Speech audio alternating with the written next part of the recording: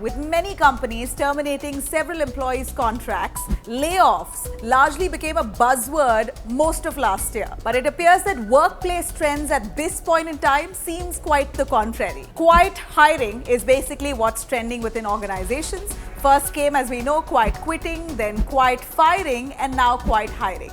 Basically, quiet hiring is a company getting new talent but without hiring new employees.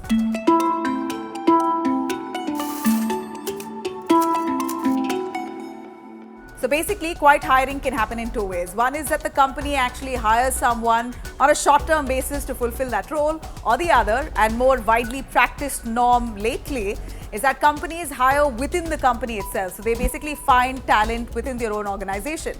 So now if your boss basically gives you work which is out of your job description, or invites you for a meeting which is entirely of a different department, then you could well imagine that you're quietly hired by your own employer, more workload, the pay may not change. We do know it's not an easy task for companies to hire. It's a lengthy and a tedious process. You go through interviews and meetings, salary negotiations, discussing notice periods, and so on and so forth. So the companies now, just to make it easier and to save time and money, are trying to hire within their talent pool to fill in those vacant spots. But this could spell trouble for many of those employees. In fact, they could be overburdened with existing salaries, and many of them wouldn't even know that they're now taking on responsibility of an entirely new department.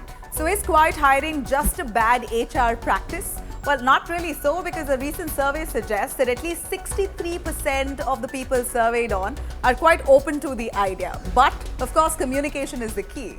Now, what we hear is that employees are okay to take on new responsibilities as long as they are compensated for it.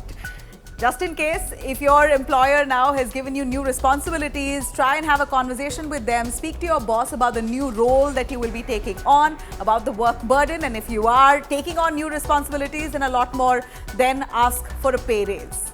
Whatever it is, ultimately, it will surely better your skill set, make you more hireable and viable for any company in the future. But don't be taken for a ride, of course. Do not be overburdened. For more informative videos like this, keep watching India Today Newsmo.